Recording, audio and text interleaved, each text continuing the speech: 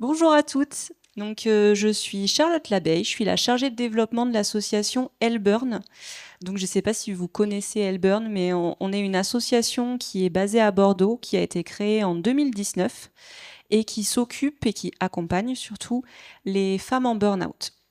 Donc, on va ouvrir un relais à Lyon à la mi-octobre, donc très bientôt. Et on accompagne du coup ces femmes-là. On a aussi un volet de prévention en entreprise et on fait beaucoup de plaidoyer pour essayer de changer la définition du burn-out qu'on ne trouve pas très adaptée. Et donc du coup, la santé mentale des femmes est hyper importante pour nous et c'est pour ça qu'aujourd'hui, on voulait aborder ce sujet de la santé mentale des femmes au travail. Donc je suis avec Nathalie Monméa, qui est la directrice de MO Transition et qui va nous aider à porter le relais à Lyon en binôme avec Morgane, qui est référente burn-out chez JLO. Et enfin, Alice Devel, qui est la fondatrice de Bonheur. Donc, qui sont avec nous aujourd'hui pour discuter de ces sujets. Le sujet essentiel de la santé mentale. Donc, pour commencer, est-ce que vous pourriez vous présenter un petit peu et nous donner un mot ou une expression qui vous vient à l'esprit quand on parle de santé mentale des femmes au travail? Eh bien, bonjour à toutes. Donc moi, je suis Nathalie Monméa, la directrice de MO. Je suis formée depuis plus de 20 ans maintenant en psychologie clinique et depuis 2022 en sexologie clinique. Et on accompagne chez MO les transitions de vie, tous ces moments difficiles où on perd un peu l'équilibre. Et je suis très contente de pouvoir porter l'antenne lyonnaise Helburn.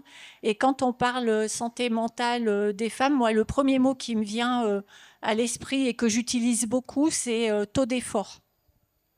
Voilà, le taux d'effort qui est souvent trop haut et qui amène cette perte d'équilibre, voire même cet effondrement que Helburn constate tous les jours avec les personnes qu'elle accueille.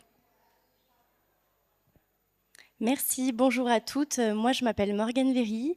Donc, j'ai fait un burn-out à mes 30 ans. C'était il y a 3 ans. Et donc, dans ce parcours où je me suis sentie très seule, je me suis rapprochée de l'association Helburn. Donc, je suis devenue bénéficiaire de l'asso. Donc, elle m'a aidée à comprendre ce que j'étais en train de vivre, avec ces groupes de parole, à trouver de la sororité.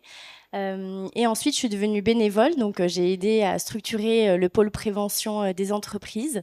Et je suis ravie de pouvoir aujourd'hui accompagner l'antenne à se développer sur Lyon et de pouvoir aider d'autres femmes. Et j'ai repris une activité dans la prévention pour l'amélioration de la qualité de vie et des conditions de travail pour les entreprises. Donc il y a toujours un petit lien avec mon parcours. Aujourd'hui, je plante des graines auprès des entreprises pour améliorer tout ça. Et au sein de mon entreprise, je suis référente burn-out. Donc j'ai un rôle de détecter les signaux, d'accompagner les collaborateurs et de faire le lien avec les managers, les RH, pour éviter l'effondrement ou bien orienter lorsque c'est le cas. Voilà.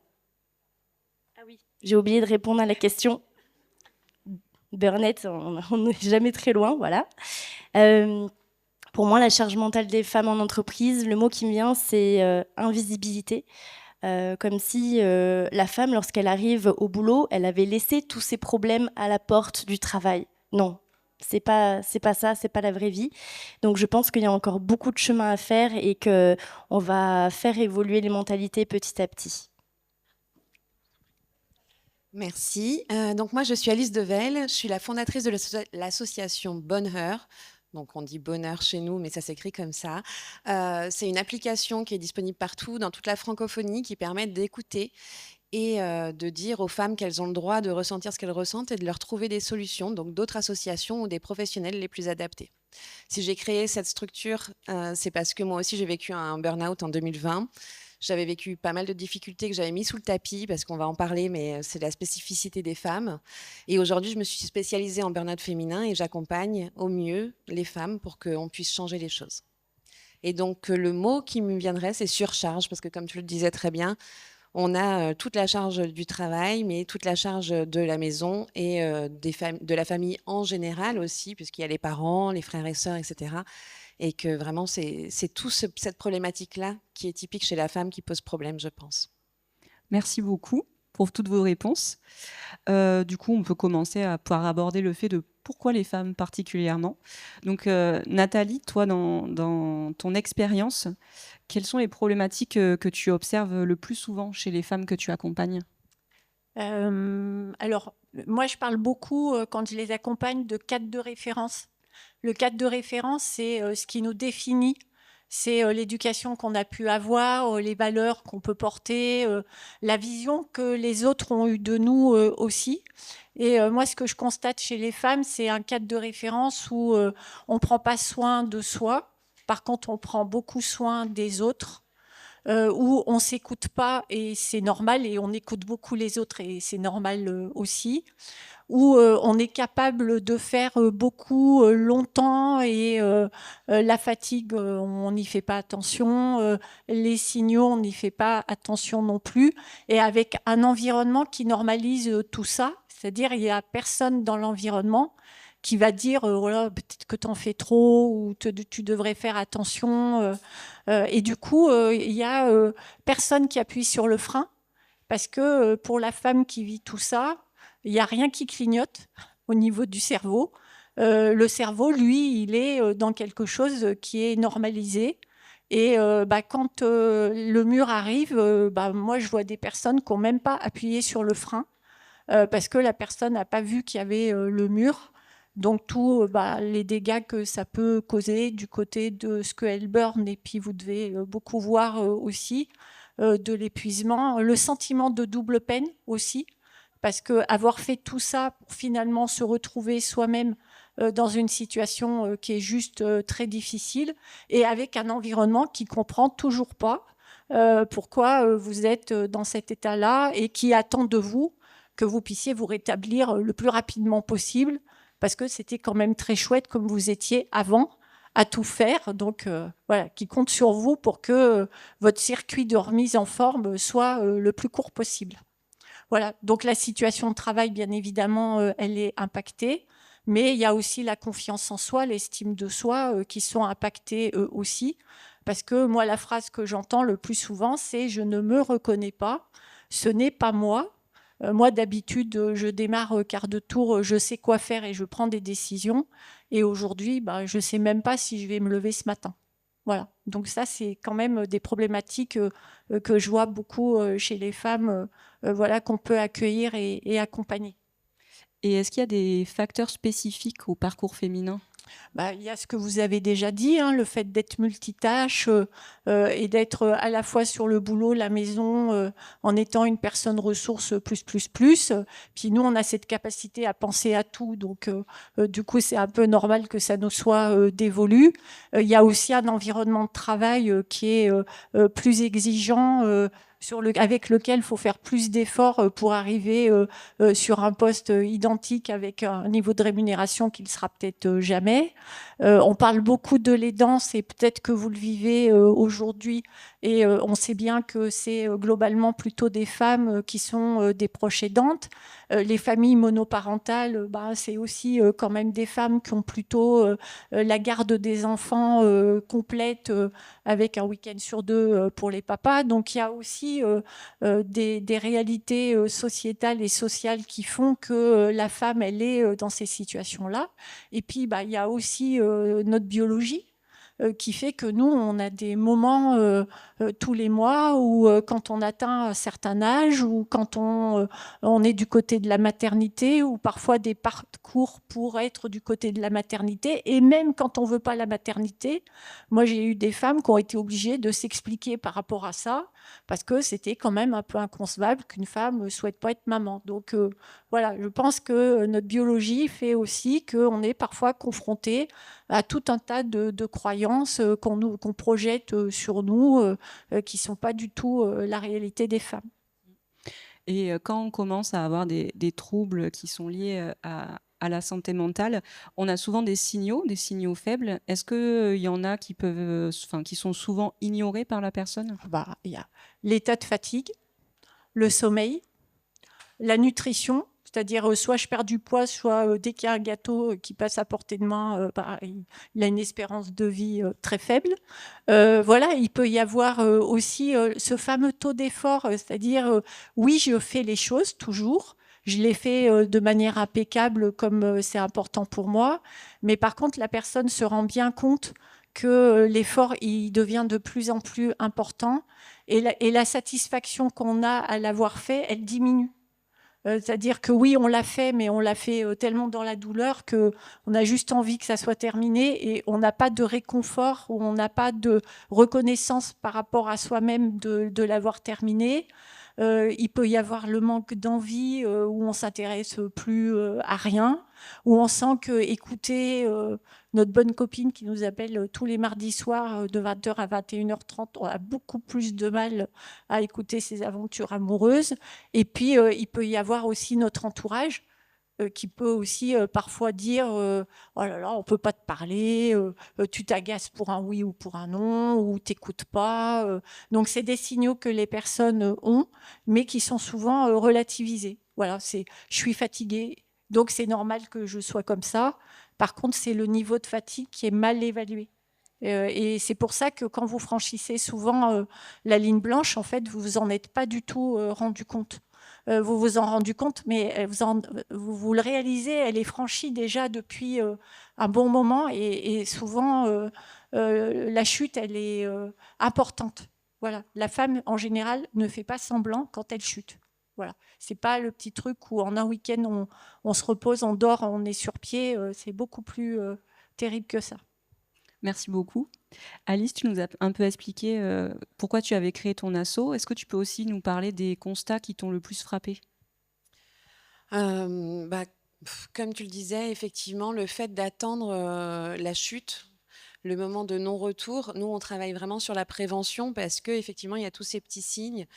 Et si on en parle et si on diffuse l'information, peut-être que ça fera alerter les gens et que les gens en parleront ou que quand une copine, on se rend compte. Moi, je sais que la perte de mémoire aussi, et d'ailleurs, il y a des trucs qui restent aussi, il faut le dire. Je pense que c'est important de le dire quand on passe le step. Malheureusement, on est marqué à vie. Et donc, tous ces petits signaux, bien les connaître pour nous, mais aussi pour nos proches, et pouvoir faire en sorte de lever le pied avant justement de tomber. Et du coup, nous, c'est ce qu'on fait, puisqu'on a une ligne d'écoute par téléphone et par message.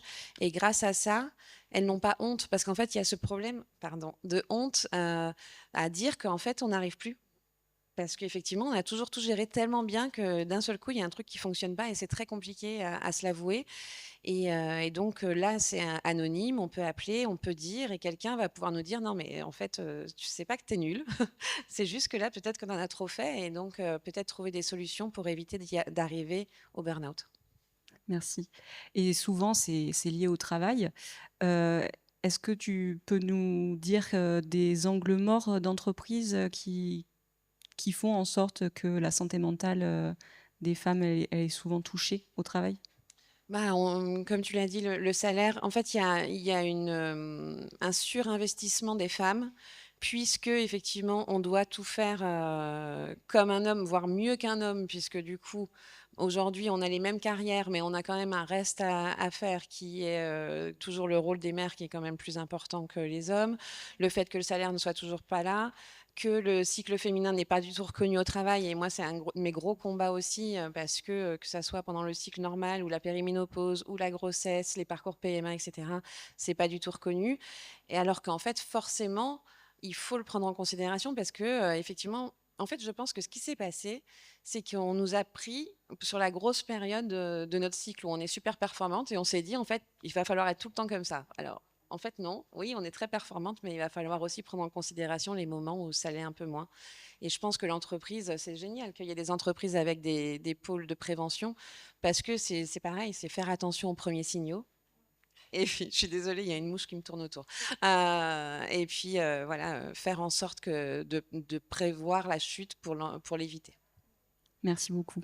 Est-ce que vous pensez qu'on parle assez de charge mentale aujourd'hui ou est-ce qu'il y a encore des choses à améliorer? Je connais déjà la réponse, mais je la pose quand même. Moi, je pense qu'on commence à en parler, mais on en parle vraiment de façon superficielle. Je pense qu'il faut aussi, nous les femmes, on en parle, mais c'est bien aussi que les hommes prennent leurs responsabilités et peut-être nous aident à alléger la charge mentale. C'est bien, c'est un début, mais le chemin est encore long. Et dans le cadre du travail, on parle de la charge de travail, mais on ne parle pas du tout de la charge mentale que la femme pourrait avoir et qui a quand même, quand bien même, des conséquences sur son quotidien et sur son travail. Donc je pense qu'on peut mieux faire. Alors, moi, je pense qu'il ne faut pas en parler trop non plus, parce que comme chaque fois qu'on évoque un sujet trop, on va le relativiser, on va le banaliser. Le burn-out, par exemple, typiquement, c'est un sujet qui est beaucoup porté aujourd'hui, qui est beaucoup parlé, mais qui n'est pas toujours compris. Les danses, pareil, je ne sais pas voilà, quel regard vous portez sur les danses, mais parfois on n'imagine pas ce que les danses peuvent représenter pour une personne voilà, qui porte un aidé ou des aidés. Donc je pense qu'il faut être très vigilant sur la définition qu'on en donne et de quoi on parle quand on parle de la charge mentale. Merci. Souvent, les femmes attendent avant de demander de l'aide. Est-ce que vous avez des raisons qui expliquent ça? Moi, je pense qu'elles ont l'habitude de se débrouiller toutes seules et qu'elles ont l'habitude d'être à la place ressources. Et puis, moi, je trouve que globalement, les femmes que je rencontre, elles ont un vrai manque de confiance en elles, un manque de légitimité aussi. Moi, je vous prends un exemple pour l'illustrer. J'accueille des bénévoles dans l'asso. J'accueille un bénévole homme, je lui explique ce qu'on attend de lui. Trop bien, je suis là lundi. Je dis la même chose à une femme et elle va me dire oui, mais alors, si jamais je dis pas ce qu'il faut pour la personne, est-ce que je risque pas de la blesser? Est-ce qu'elle risque pas d'être mal? Voilà. C'est un peu la différence et du coup, je pense que les femmes ont l'habitude d'être ressources. Elles ont l'habitude aussi de trouver des informations par elles-mêmes et d'essayer de se débrouiller comme elles le peuvent. Oui, je rajouterais à cela que la société, hein, c'est pas un problème individuel, hein, c'est un problème sociétal et même culturel, on valorise les femmes qui sont fortes, on valorise la capacité à tenir, la capacité à gérer. On valorise pas une personne qui va pouvoir montrer sa vulnérabilité, qui va pouvoir dire stop, qui va pouvoir dire là j'ai besoin de ralentir. Donc il y a vraiment besoin d'une prise de conscience sociétale au-delà même de l'aspect individuel. Et je rajouterais même que c'est vrai qu'on nous apprend depuis toute petite, quand on joue à la poupée, à pas faire de bruit, à ne pas déranger. Et en fait, c'est des choses que l'on garde toute notre vie, hein. Donc on n'en veut pas à nos parents, à nos grands-mères. C'est vraiment sociétal et je pense qu'il faut que les choses évoluent aussi. Oui, non, mais j'en ai parlé déjà tout à l'heure, je ne vais pas monopoliser, mais effectivement, je pense que c'est un problème global et que c'est notre nature. Comme tu le disais, malheureusement, notre cerveau est fait d'une telle façon qu'on sait faire plusieurs choses à la fois, donc c'est tellement pratique de nous utiliser. Et on culpabilise si on ne le fait pas. Et le côté bon élève, gentille fille, surjoue là-dessus. Donc bien sûr que la plupart d'entre nous allons droit dans le mur. Et c'est malheureux, mais c'est pour ça qu'il faut en parler. Mais effectivement, il ne faut pas non plus... c'est un peu comme le pervers narcissique. Le burn-out, la charge mentale et le pervers narcissique, pour moi, c'est un peu les trois mêmes. C'est qu'on en a tellement parlé que maintenant, on nous prend un peu... Moi, quand je disais que je faisais un burn-out, les gens, ils m'ont dit « Ah ouais, c'est le nouveau truc à la mode ». Pas de chance, en plus, j'avais eu un pervers narcissique avant. Mais voilà, mais c'est vrai. Et c'est pour ça que moi, je ne parle pas de burn-out au travail, je parle de burn-out féminin, parce que je pense que vraiment, c'est quelque chose de global et qu'il faut prendre en considération toutes ces petites choses-là qui font que les femmes sont beaucoup plus touchées que les hommes. Oui, c'est vrai. Du coup, toi et Morgane, vous avez toutes les deux fait un burn-out. Donc, si vous voulez répondre à des petites questions sur ce sujet-là, avec le recul, quels étaient les premiers signaux que vous n'avez pas vus ou que vous n'avez pas voulu voir? Alors oui, il faut bien expliquer que c'est vraiment avec le recul, une fois qu'on s'est effondré, qu'on a pris le mur, qu'on chemine et qu'on réfléchit. Ah bah tiens, j'avais ce signe-là, j'avais ce signe-là. Et il y a quelque chose qui est très puissant qui s'appelle le déni. Donc, quand on les vit, on ne les voit pas. Ce qui est très important et qui a été rappelé tout à l'heure, c'est vraiment écouter votre entourage parce qu'ils vous connaissent. Donc, ils vont aussi voir les changements de comportement, l'irritabilité. Moi, mon conjoint me disait « tu vas faire un burn-out, tu vas faire un burn-out ». Je ne l'ai pas écouté. Je me pensais plus forte que tout le monde. Bon, bah, je me suis pris le mur et finalement, je lui ai dit bah, « tu avais raison ». Donc, les signaux vraiment très importants, c'est la fatigue chronique. C'est-à-dire que tous les lundis, je revenais, j'avais une tête comme ça, j'avais des cernes et vraiment, je me sentais fatiguée. J'arrivais pas à suivre la réunion. Voilà, j'arrivais pas à suivre ma réunion une fois, deux fois, trois fois. Et puis, en fait, c'est devenu ce qu'on appelle le stress chronique qui engendre la fatigue chronique. Donc, il y a ça, premier signal. C'est-à-dire que le repos que vous avez n'est plus réparateur parce que vous avez tellement tiré que vous n'avez plus d'énergie vitale.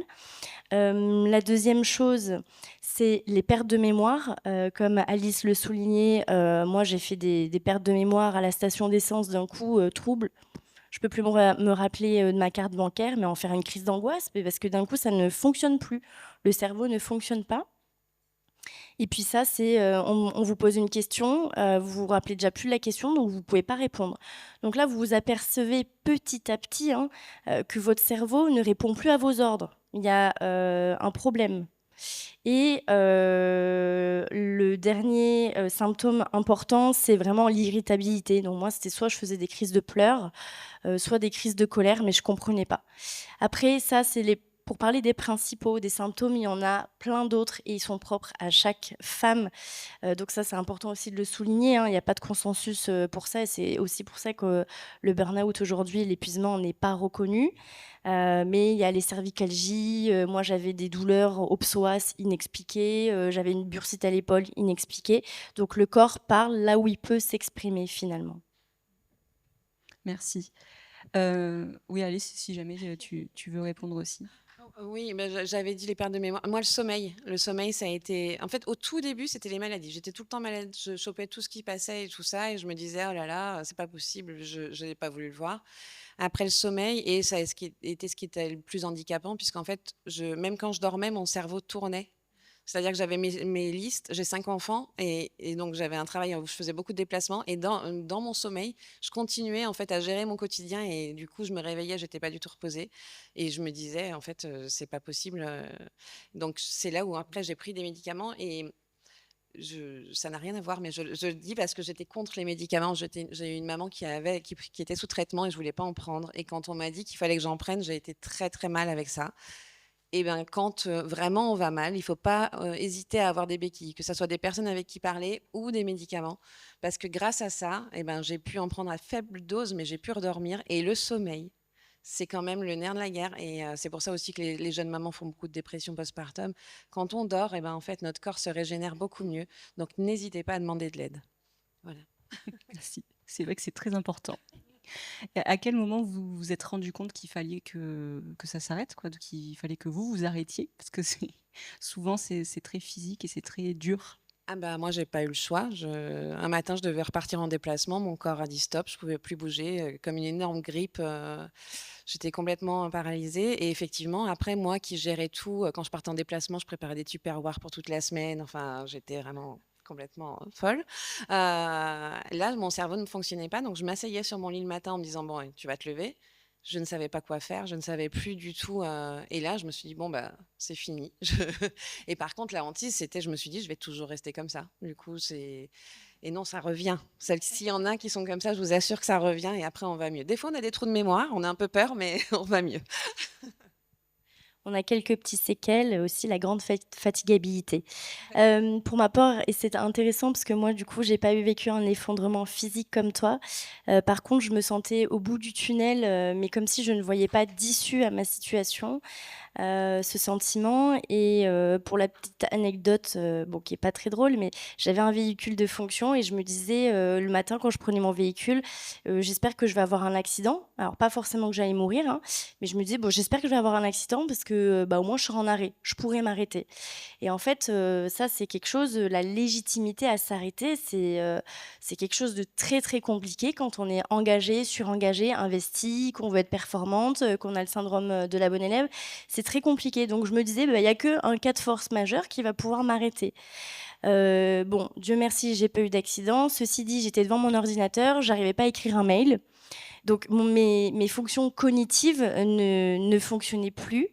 Et j'avais une bronchite. Ce jour-là, j'ai eu une quinte de toux. Et quand j'ai toussé, je sais pas, j'ai eu un éclair de génie. Je me suis dit, tu es en train de t'étouffer, tu vas mourir dans ce travail. J'ai appelé mon médecin en lui disant, je l'avais vu plusieurs fois, il m'avait alerté. Bon, j'avais pas écouté, j'avoue. Mais là, je lui ai dit, là, je viens vous voir parce que j'avais compris que j'étais allée au bout du processus et qu'il y allait se passer quelque chose. Soit un accident, soit j'allais faire une crise de nerfs, soit j'allais décompenser. Et donc, voilà, je l'ai vu. Le lendemain, il m'a dit, bon, bah là, je vous arrête, vous faites un épuisement professionnel. Et s'en est suivi un long chemin parce que je me disais, non, c'est une petite fatigue, je vais y retourner. Mais non, pas vraiment. Et qu'est-ce qui a été le plus difficile dans le burn-out, mais aussi dans l'après-burn-out? C'est une bonne question. Je ne sais pas si je dirais que j'ai une préférence. Le burn-out, c'est le moment où tu te prends le mur et tu as l'effondrement. Et l'après-burn-out est aussi difficile puisqu'il est très long, très lent, et que c'est fluctuant, que tu peux retrouver de l'énergie et penser que tout ça c'est derrière toi, alors que non, ça va te rattraper et tu peux avoir vraiment des up et down vraiment différents. Et qu'est-ce que j'avais noté d'autre qu'il faut vraiment travailler le trauma au travail, parce que si on ne travaille pas bien ça, bien aussi ce qui a causé le burn-out, que ce soit de l'affaire privée et professionnelle, on ne peut pas bien repartir. Là, il faut refonder les bases, il faut travailler sur tout ce qui est vraiment base solide, fondation, pour pouvoir bien repartir derrière.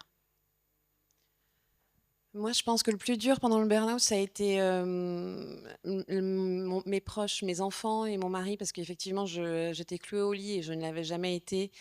Et je ne supportais pas cette image de moi. Donc, leur imposer ça. Et effectivement, du coup, j'ai forcé, et il ne faut surtout pas forcer. Et l'après, effectivement, c'est se dire qu'on ne sera plus jamais la même personne parce que notre corps a des rappels. Donc, c'est vrai que je m'agace plus facilement, je dis non plus facilement, je fatigue plus facilement, mais ça fait partie de ma nouvelle personnalité. Et c'est OK, comme on dit maintenant. Mais c'est vrai que c'est aussi s'accepter comme ça. C'est ce que tu disais, c'est en fait...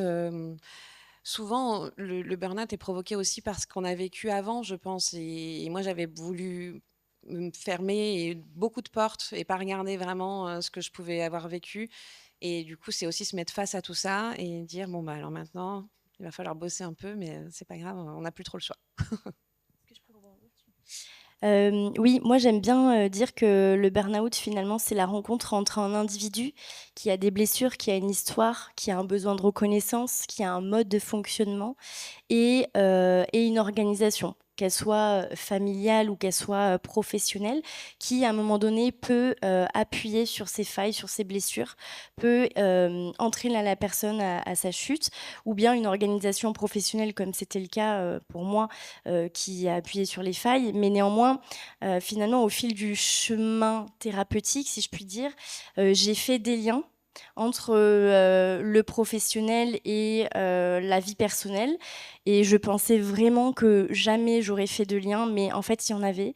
Et toutes ces choses qu'on ne valorise pas, le fait de, en tant que femme, d'aider les autres. Moi j'étais aidante aussi dans ma famille, mais en fait j'avais jamais mis le mot, je savais pas que c'était le mot d'aidante. Bah voilà, aujourd'hui on en parle un peu plus, peut-être qu'on peut prendre un peu plus conscience des différents rôles que l'on a. Donc ça c'est important, ouais. Et est-ce que vous trouvez qu'on retrouve justement ce même type de parcours chez les femmes en général et chez d'autres personnes?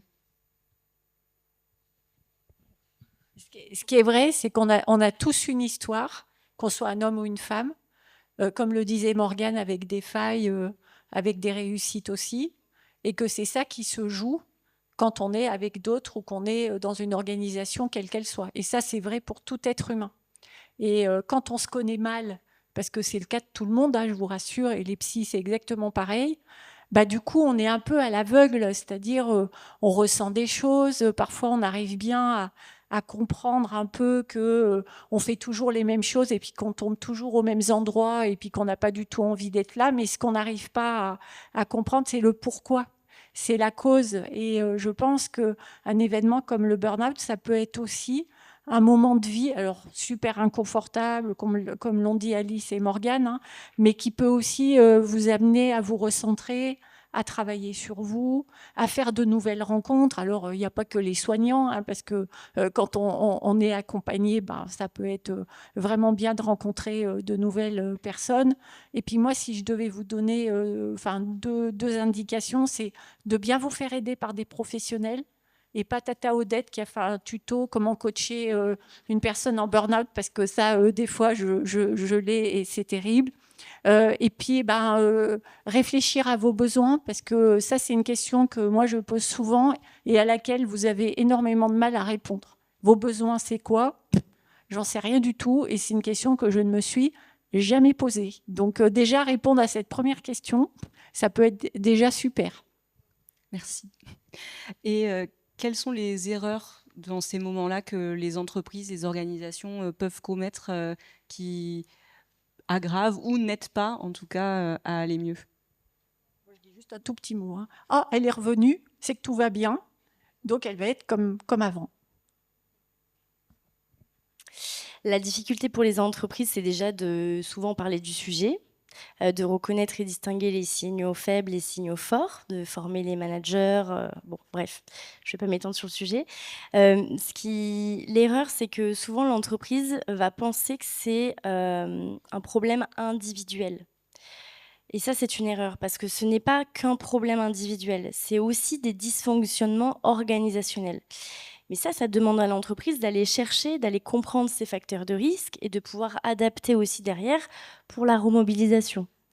Donc ça, il faut vraiment aussi, puis dans son parcours en tant que burn-out, moi j'ai pris beaucoup de recul, mais ça met du temps, de dire que mon entreprise finalement, est-ce qu'elle aurait pu faire les choses différemment? Oui, mais c'était systémique. Donc la question au moment de est-ce que je retourne dans cette entreprise ou pas, c'est est-ce que je peux adapter mes conditions de travail à la nouvelle personnalité, enfin au moins évoluée, qui a appris à se découvrir, qui comprend ses besoins, ses limites et qui va dire non maintenant. Et là, je me suis interrogée, je me suis dit non, je crois pas, parce que le système est comme ça et qu'il n'allait pas changer pour moi. Donc j'ai préféré me retirer de cette organisation pour moi me sauver et voilà. Donc ça, c'est une vraie question. C'est est-ce que l'organisation va pouvoir s'adapter? Est-ce que le métier peut s'adapter à mon retour et de le travailler avec les RH, les managers? Et la distinction, c'est que moi, ce qui m'a aidé à faire le deuil aussi de ce chemin, c'était de me dire que mon manager, mon entreprise, elle a concouru fortement à cet effondrement. Mais j'ai fait la distinction entre l'être humain et le rôle de manager, de directeur. Et j'ai compris que parfois c'était systémique et que c'était comme ça et qu'il fallait se retirer pour se sauver. Donc ça demande un peu de chemin, mais parfois il faut aussi se dire, dans son rôle de manager, il a fait avec ce qu'il a pu parce qu'en fait, il ignorait, il ne connaissait pas. Il n'avait pas les outils et les moyens de m'aider. Donc, il n'aurait pas pu faire différemment. Oui, je pense qu'il y a des entreprises qui sont capables de se remettre en question et de mettre des choses en place. Aujourd'hui, il y a plein d'entreprises qui font beaucoup de choses pour le bien-être du collaborateur au travail. Il y a des entreprises qui ne le feront jamais. Et après, moi, je reste quand même persuadée qu'une personne fera un burn-out, sa voisine n'en fera pas aussi parce qu'il y a d'autres choses qui rentrent en ligne de compte et qu'elle le vivra différemment au même moment. Que son réservoir sera plus grand ou autre. Mais je trouve quand même qu'il y a de plus en plus d'entreprises qui sont prêtes à mettre des choses en place. Qu'il y a quand même aussi beaucoup d'entreprises qui sont enclins à mettre des choses différentes en place pour les femmes et pour les hommes. Et là, on parle des femmes, mais moi, ce qui me fait un petit peu sourire, c'est pas le mot, mais je me rends compte que j'ai des hommes dans mon entourage qui sont de la nouvelle génération, qui gèrent beaucoup plus de charge mentale, etc., et qui sont beaucoup plus enclins au burn-out et du coup aussi à la fatigue chronique.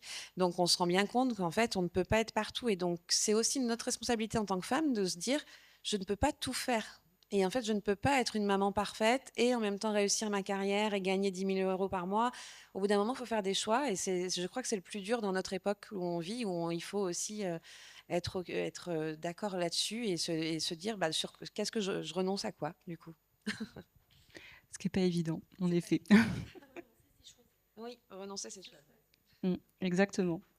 Vous l'avez dit, le burn-out, ça a une fin. À un moment, on va mieux, même si, il y a des séquelles et des conséquences et du coup, à un moment, il faut retourner au travail et qu'est-ce qui vous a aidé à reprendre confiance après votre burn-out pour reprendre le chemin du travail, justement?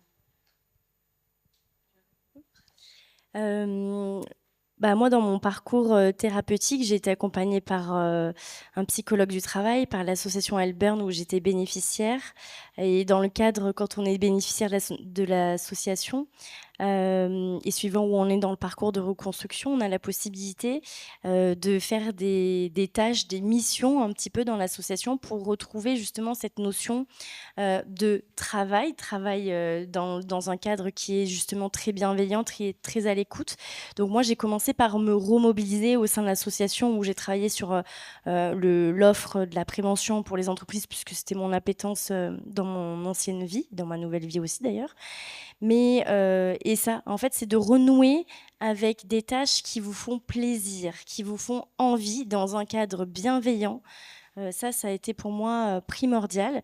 Et après, vu que j'avais quitté mon job, j'étais au chômage. Et au chômage, on a la possibilité de faire des stages et des immersions. Donc pour ma part, j'ai fait 2 immersions. Et lors de ces deux immersions, finalement, de un mois, je me suis rendu compte que mon cerveau refonctionnait, que je pouvais de nouveau retrouver un rythme. Parce que pour le coup, moi, je suis retournée à l'emploi au bout de 18 mois, suite à ma date d'effondrement.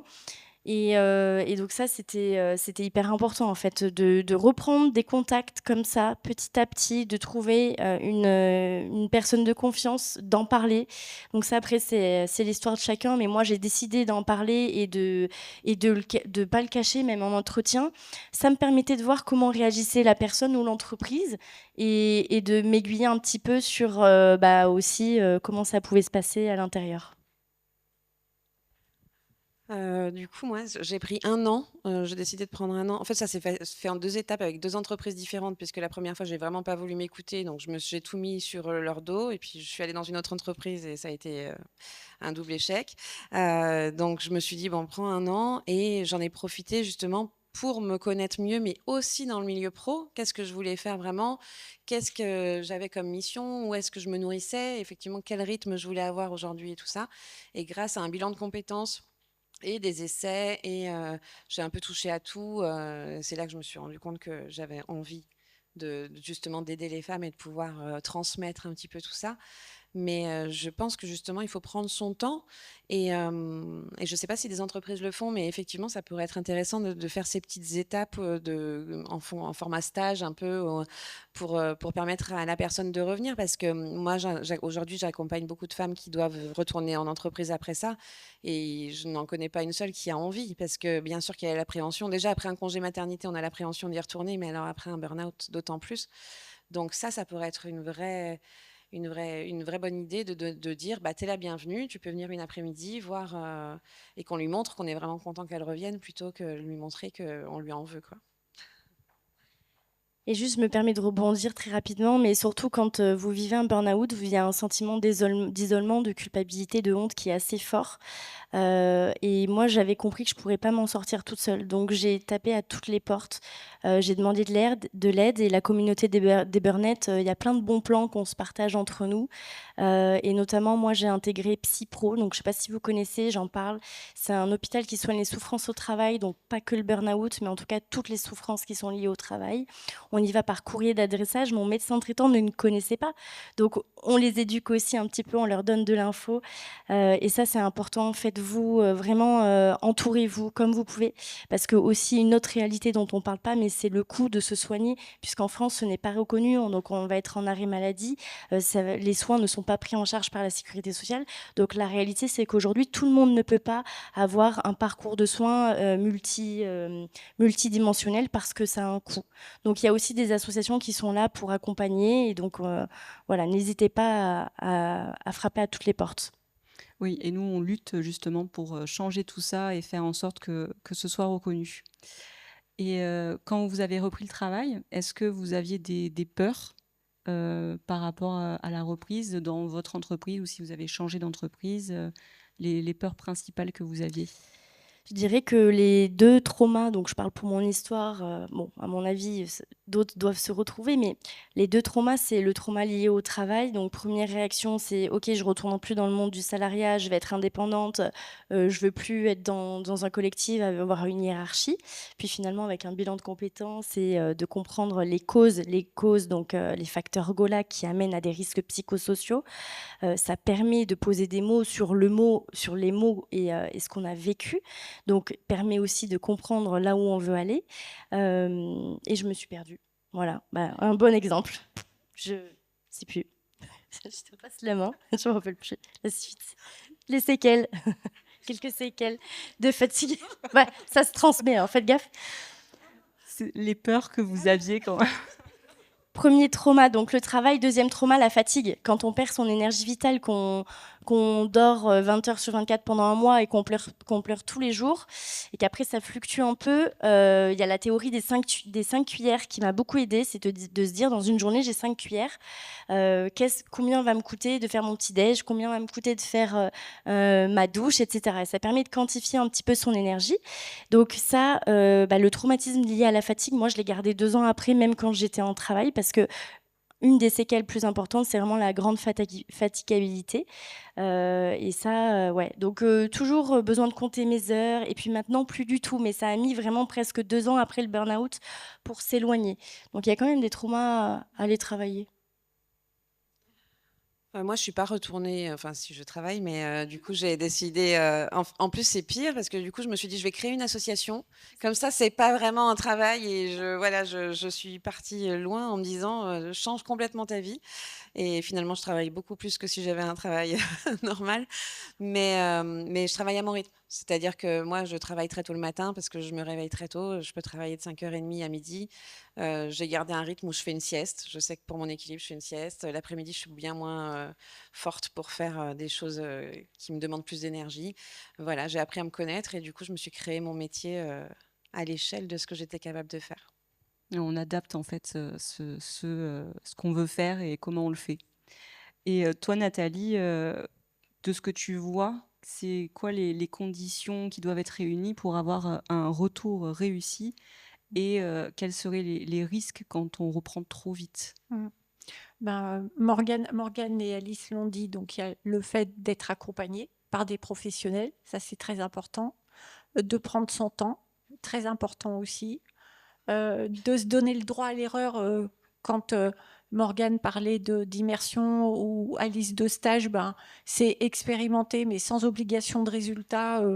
Voilà. Et puis si c'est pas bon pour vous, c'est pas grave, c'est que vous avez testé quelque chose et que vous avez pu évaluer que ça ne vous convenait pas, vous autoriser et surtout vous faire confiance, parce que moi je me rends compte que quand on est dans des périodes de vulnérabilité, finalement vous êtes plutôt très juste sur vos ressentis. Et même si les autres vous crient que c'est pas ça, et vous vous bouchez les oreilles et vous vous faites confiance. Parce que souvent, quand vous sentez que vous n'êtes pas prête, c'est que vraiment vous n'êtes pas prête. Et moi, je vous fais confiance, une confiance absolue. Ne pas oublier de communiquer, ça se voit pas sur notre front ce qu'on a vécu. Et parfois, on oublie de le faire, c'est-à-dire on oublie de donner des clés de lecture aux autres. Les autres, ils peuvent pas savoir par quoi on est passé et ils n'ont pas d'obligation de réparation vis-à-vis de nous non plus. Ça, il faut pas l'oublier.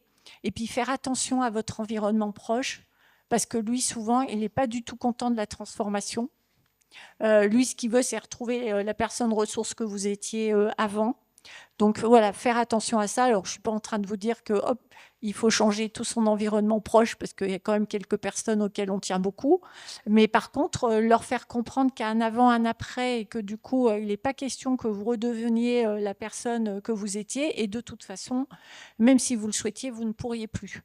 Et je pense que ça, c'est quelque chose de très important. Alors, comme l'ont dit Alice et Morgane, ça prend du temps. Et c'est super inconfortable d'être dans cet entre-deux. Et il peut y avoir une vraie envie d'appuyer sur l'accélérateur. Surtout, essayez de ne pas le faire. Je dis essayez de ne pas le faire parce que c'est facile dans la théorie de dire qu'il faut prendre du temps, mais ce n'est pas toujours facile de se l'accorder. Mais quand on pousse cet entre-deux de manière un peu manuelle, en général, il y a des rechutes. Voilà, donc il faut arriver à se donner cette autorisation-là et c'est pas facile, surtout que notre société, elle valorise plutôt le fait d'aller vite, d'aller mieux très rapidement, d'être dans la performance et du coup d'avoir juste du premier coup. Bah, faut arriver à vous donner l'autorisation de sortir de ces schémas-là et de vous dire ben, que vous, c'est pas votre vision et que votre vision, elle est très juste parce qu'elle part de votre expérience et essayer de la communiquer auprès de personnes où vous avez envie d'être compris. S'il y a des gens qui ne veulent pas comprendre, moi je dis souvent qu'il faut aussi choisir ses combats. Si vous tombez sur quelqu'un qui veut rien entendre, bah, ma foi, tant pis pour lui ou tant pis pour elle. Merci beaucoup. Oui, dernière question, 2 questions en une pour conclure. Est-ce qu'il y a des bonnes pratiques dans les entreprises? Et si vous aviez une chose à leur dire de faire, je sais pas si c'est très français, mais qu'est-ce que ce serait? Une action qu'elles devraient entreprendre pour améliorer tout ça, qu'est-ce que ce serait? Bah, alors moi, je vais parler pas beaucoup parce que j'ai moins la dimension entreprise que Alice et Morgane, mais j'ai parlé tout à l'heure à quelqu'un qui est peut-être dans la salle, qui revient, qui a repris en médecine thérapeutique, qui a toujours pas eu sa reprise et sa visite avec la médecine du travail. Et ça fait 3 mois, je crois, que la personne est à nouveau dans l'organisation. Bah ça, non. Ça veut dire que tout le monde avance les yeux bandés et que l'entreprise ne sait pas du tout ce qui s'est passé pour la personne, même si c'est confidentiel, mais qu'elle ait quand même un peu d'éclairage, et la médecine du travail est quand même là pour ça, pour comprendre un peu ce qui s'est joué et comment la personne revient et de quoi elle pourrait avoir besoin. Bah ça, ce serait quand même quelque chose de très important. Je rajouterais effectivement que c'est très important de sensibiliser les collaborateurs, de former les managers à détecter les signaux, d'apprendre à se connaître eux-mêmes, comment se protéger quand on manage une équipe et comment est-ce que je peux percevoir des signaux d'un collaborateur, comment est-ce que je peux l'accompagner, le réorienter, quels sont les dispositifs qui existent dans mon entreprise, est-ce que c'est un soutien psychologique, est-ce que c'est d'autres choses, il y a plein de choses qui sont possibles et réalisables. Ce qui est important, c'est vraiment aussi l'organisation du travail, travailler sur la charge de travail, parlez-en avec votre manager. Mais voilà, il y a un devoir qui est immense, c'est de sensibiliser, informer le grand public, tout le monde, de ce que c'est, de ce que sont les risques et de ce que sont les signaux, pour pouvoir après avoir des sentinelles et pouvoir les détecter. Nous, avec l'application, on a donc la ligne d'écoute, mais on a aussi un bilan émotionnel qui permet de se faire en ligne de manière anonyme.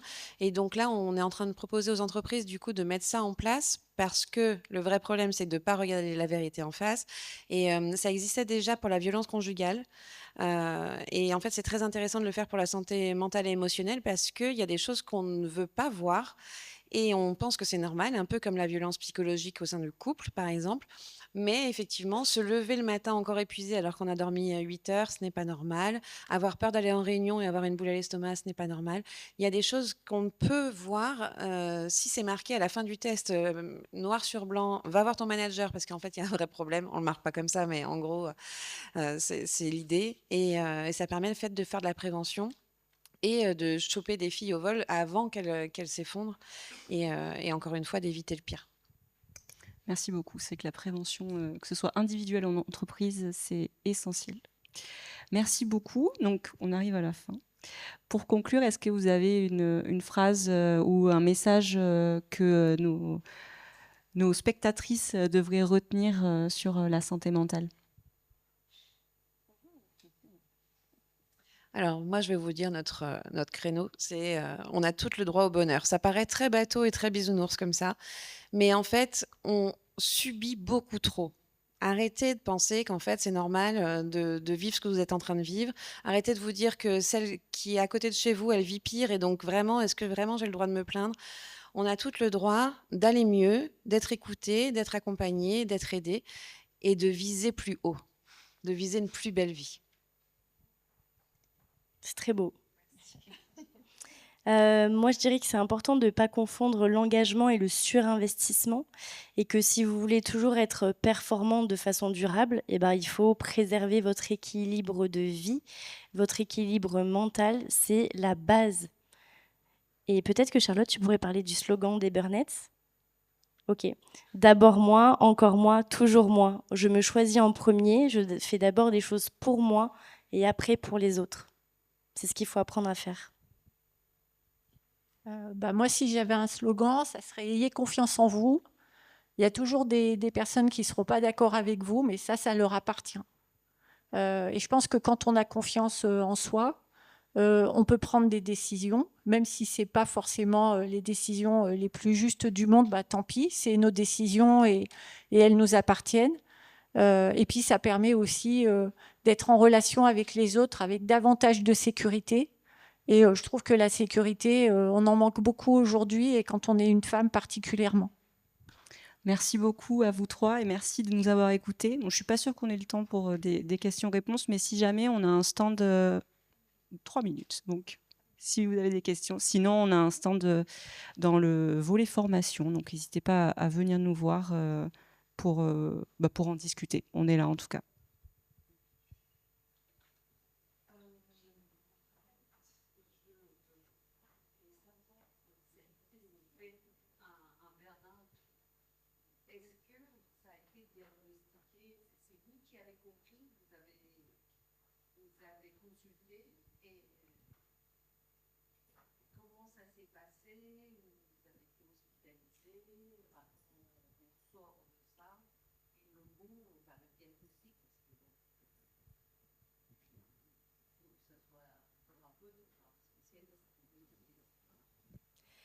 Oui, oui, effectivement, on ne se décrète pas avoir fait un burn-out comme ça, hein. Vous avez complètement raison, et c'est vrai qu'on ne l'a peut-être pas précisé dans notre parcours, mais à un moment donné, on est allé voir notre médecin traitant qui nous a diagnostiqué en burn-out, parce qu'il existe aussi un questionnaire, et en fait, c'est une échelle. Pour ma part, j'étais en burn-out sévère. Bon, bref, c'est une échelle dans la difficulté. Mais oui, c'est très important, et le burn-out, oui, il faut le faire diagnostiquer. Bien sûr. Je ne sais pas si tu veux rajouter des éléments. Après, moi, j'étais en arrêt maladie, mais toi aussi. Non, oui, mais Oui, en fait, aujourd'hui, ce n'est pas une maladie qui est reconnue, mais les médecins écrivent syndrome dépression ou syndrome stress. Non, c'est pas pareil, mais aujourd'hui, il y a des difficultés. Alors, a priori, je crois que la jurisprudence est un peu assouplie, mais vu qu'il ne s'est pas reconnu en maladie, ils ne peuvent pas écrire le nom de la maladie, épuisement professionnel. Oui, si je peux me permettre, c'est pas reconnu. Et en plus, dans la définition de l'OMS, c'est indiqué que c'est un stress au travail qui a mal été géré. Du coup, si le médecin indique que c'est un burn-out, il implique la responsabilité de l'employeur, et l'employeur peut le poursuivre en justice. Donc, généralement, ils évitent de mettre burn-out et ils mettent dépression.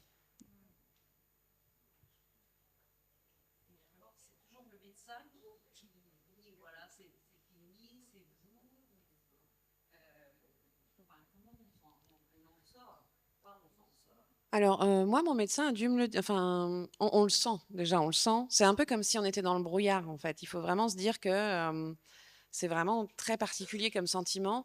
Moi, je trouve que ça porte vraiment bien son nom, parce que je me sentais cramée. C'est comme si vraiment j'étais des cendres. Enfin, et tout était très sombre, et il n'y avait plus de vision d'avenir et tout ça. Et donc, après, ça revient. Et effectivement, moi, je voyais mon médecin très régulièrement, plus ma psy, plus une thérapeute en plus.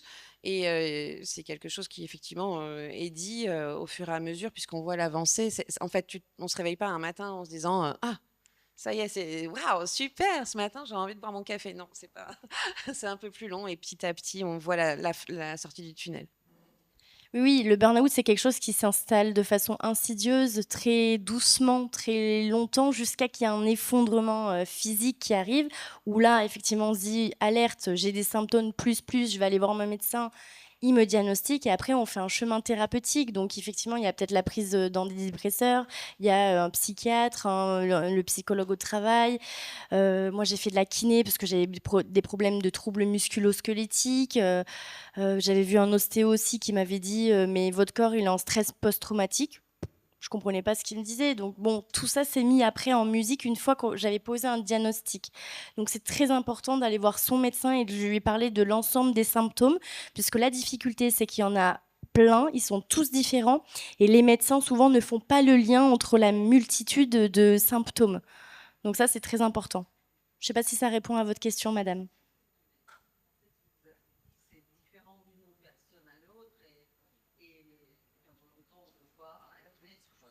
pas de souci, vous avez. Mais le médecin vous posera, il a des questionnaires, des questions qui aboutissent au diagnostic ou pas, hein. Ça peut être autre chose aussi. Donc, c'est important d'aller voir un médecin, toujours.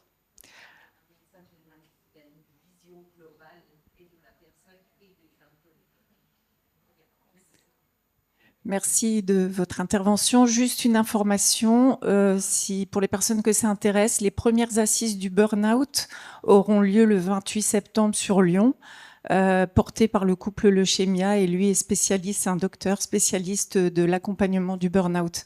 Premières assises le 28 septembre, c'est sur LinkedIn. Super, merci. Il y avait une question là-bas, non? Oui, il y a une question devant la dame en rouge ici. La dame en rouge. J'arrive, madame en rouge. Merci beaucoup. Mais là-bas, on vous entendra moins bien. Merci. Bonjour. La question, c'était de savoir s'il y a des chiffres, des stats un peu sur la durée. Parce que dans ce que vous décrivez, et notamment troubles musculo-squelettiques, des choses comme ça, moi personnellement, j'ai l'impression que ça fait 2 ans, quoi. Oui. Alors, du coup, nous, avec notre asso, on travaille avec un comité scientifique. Donc, on est terrain d'études, de recherche. Donc, sur tous nos bénéficiaires, il y a des recherches qui sont faites. Quand on est accompagné du début à la fin, l'arrêt est entre 18 mois et 2 ans. Mais il y a des conséquences cognitives, physiques, qui peuvent être sans fin. Donc là, pour le coup, en fait, comme c'est pas reconnu, il n'y a pas forcément énormément de recherches sur ce sujet-là.